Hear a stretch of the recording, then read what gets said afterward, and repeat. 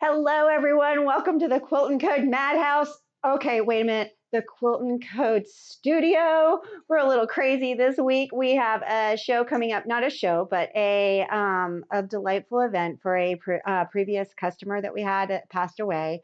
And so we have a whole bunch of stuff going out in the hallway and going in behind me. And this place is a disaster because all the stuff was here and I can't find anything. And nobody's ever had a day like that, right? I get it. So we're going to do the best we can to plow through. Let me introduce you to the Hankie Challenge. So I have been over the last couple months on Mondays talking about this Hankie Challenge that I've been doing. And so what I've been doing is taking hankies that a customer gave me and said, here, I don't know what to do with these. I want you to upcycle them and I want you to do it live so that everyone sees your design process. What a challenge that has been, and it's been a wonderful challenge. Sometimes they go absolutely wonderful, like last week's challenge. I was like, okay, this is what I'm going to do. I know exactly what I'm going to do. I have this, no problem. This week I have been dreaming of creating a 3D element and been doing research and how am I going to incorporate this? And my so far design element is not going the way I planned for it. And so I almost canceled today. And then I said, no, y'all need to see what my thought process is. And maybe you guys have some ideas. I also have another idea I want to try before I completely give up on this little adventure. And so we will try that one last thing. And then I will figure out either something else to do with this 3D element that I really, really want to add, or I will come up with something else that we can do. Okay, cool. So let me just review. So down here, my husband can put it on a small camera. This is the table runner that we're working on with the blue hankies. And so I've moved on to blue. I did yellow, I've done pink, and now I'm on to the blue hankies. And so last week we completed these two squares right here by placing by taking this lovely butterfly off of the hanky and securing it to the background fabric. And so we have those done. And so we have what my idea was is to put some little flowers, at least one or two, in some of these bigger boxes here. And they're really only 3.5 by 3.5. And so, but the idea is to use the hankies in these little 3D elements. And so I have been playing with little florets all morning. I don't have much time to prepare for these because they are supposed to be online designing elements. And so while I have in my head what I wanted to do, I'm not quite so sure that is coming out to fruition. And so let me show you what I've done so far. Okay, I will move this over here. So what I have done so far is I took a 3.5 piece, and I notice I'm back to yellow. I am practicing with what yellow I had left. In fact, I had a whole bunch of this particular yellow right here that I was like, well, this is a really thin, that's what I want. I want the crocheting part of the hankies because they weren't in the best condition. So I'm trying to take the best of each hanky to make the wall hanging. So what I did, and I'm not going to do that now, but I cut the triangle in half, and then I placed my, I placed my tatting, or it's not tatting, it's the crocheting inside, and I stitched so that I then had my tatting on the outside, okay, of my triangle. And then I sort of curved that edge a little bit. And the idea is that I'm going to get a petal here when I pull, and I'm getting the petal that I wanted. I really am. The problem I am not liking is that my tatting is doing a little curl thing. Now, once I put it down, I mean, this might work just fine. Once I put it down on my fabric, it's still, I'm not liking how it's looking either way. But once I put it down on my fabric, I could stitch it down the way I want it. I mean, I'm gonna have to stitch a lot of stuff down anyway, but I just really wanted to have like this little 3D element. And so it could be that that stitches down just fine and I'll end up using this method. Let's see what it looks like on the back side. Yeah, see, it's just not working the way I want it to. And maybe my triangle's too big, maybe, and my triangle may be too big anyway. But I wanted to sort of figure this out before I go changing my sizes. Okay, so now what I want to do is I want to try, and I'm going to fold this in half, and I am going to actually press this. Let me turn my iron on. And like I said, everything's like in a different location. Like the iron is on the other side of the table. And I am so blessed to have such sweet, wonderful people who are willing to clean my space. I hope they never come back. I am not OCD, not OCD. I don't care if my space is a mess. In fact, I'm at home with that.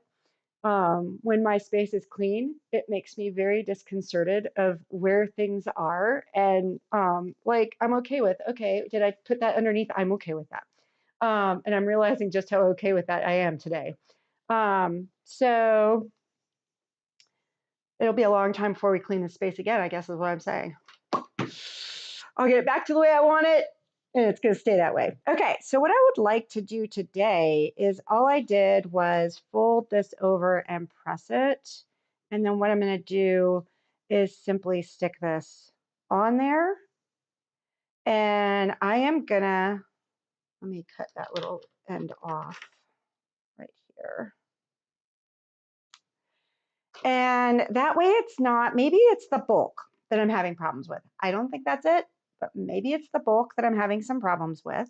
And so I am going to try and do it this way and see if that's it. I am okay with this because if this is the back of my flower, it's going to be on the napkin anyway. So I don't have to worry about that raw edge that's going to get all stitched down.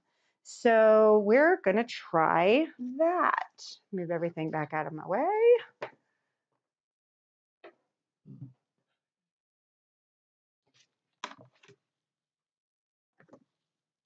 You know, it's also interesting when you're finding stuff online and trying to convert patterns that were done in Europe and are in centimeters to everything that we have that's in inches. Several of the things that I was looking at on what I wanted to do were in centimeters, and so converting in my head how to get centimeters to it was interesting.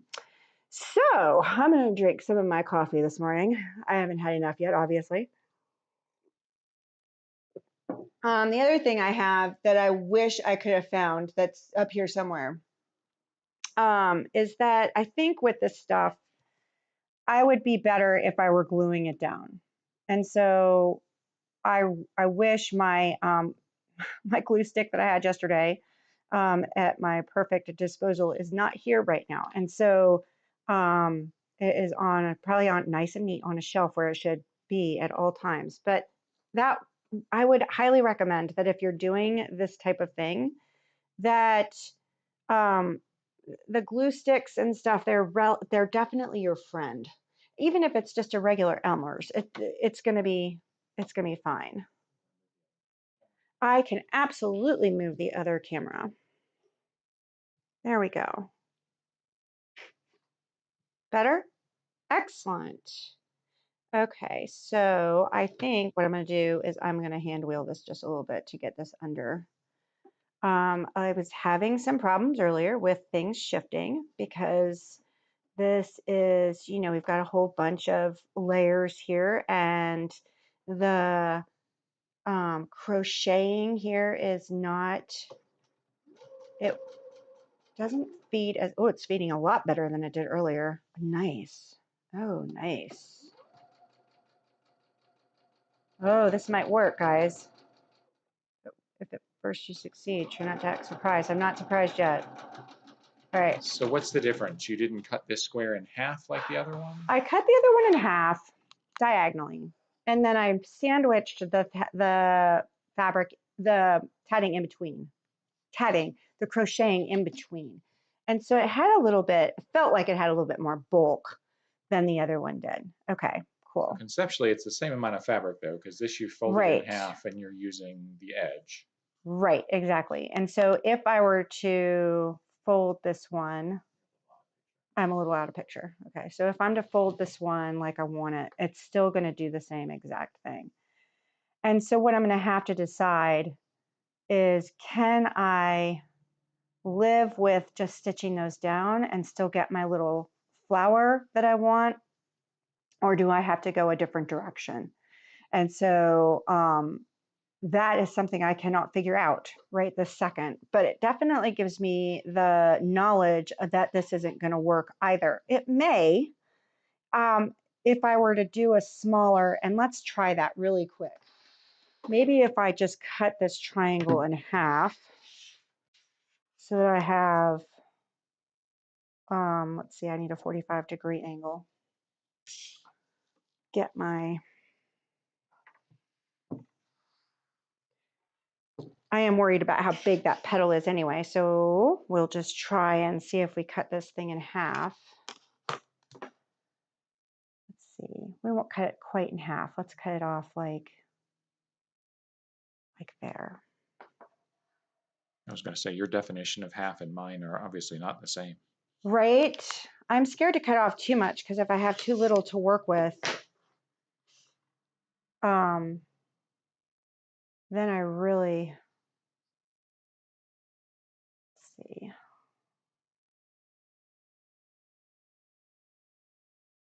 Might need to go back to the drawing board, folks. Okay, so this is sort of what I'm looking like for the petal and then getting those kind of out. And it's still not working the way I want to, but if I were to have it on a 3.5 inch, look at that, petal is way too big too. So guys, I'm just not there yet, but that's okay. I have other ideas. I just was really hoping this one would work. Yeah, so I'm not happy with how either one of these are working.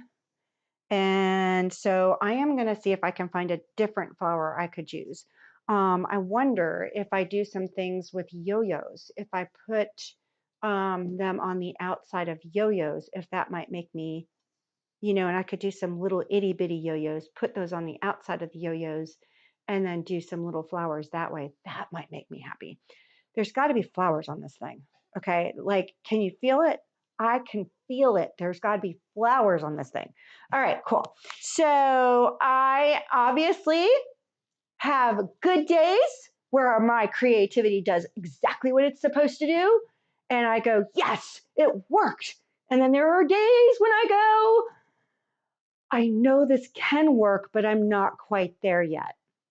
And that is fine. That is a designer's process. Believe it or not, when I go to sleep tonight and I'm thinking about this, something is going to come to me and say, why didn't you just? And I'll be going, oh, why didn't I just? And then I'll have it and I'll be ready to go. On Thursday, I would love for you to join me for my live. We're doing a series on the stripologies. And the stripology, if you've never used a stripology ruler, lets you cut multiple cuts in one fell swoop. And so this week we are going to be working with diamonds and learning how to create diamonds for your quilts. And then I will show you how to stitch those together and and all that. And we will have a little, I don't know what I'm making yet. I think it's going to be a pillow cover. But we will have a little project for you on Thursday using diamonds and the stripology. And believe it or not, the cutting is going to be the quickest part. That's the awesome part of the stripology. So join me Thursday and join me next Monday for the Hankie Challenge. I promise I'll have something that actually works next week. It's going to go like that. It's a design process. And join us this weekend if you're local. We have this wonderful sale of gorgeous fabrics that are just $5 a pound that are from the Barbara Miles Memorial Stash. And so come join us. There's also rulers and all sorts of cool items. That she was an amazing quilter and she had all the trinkets. And so we hope to see you this weekend if you're local. Otherwise, Join us on Thursday and finish your coffee or your tea or whatever beverage you are drinking and enjoy your sewing day.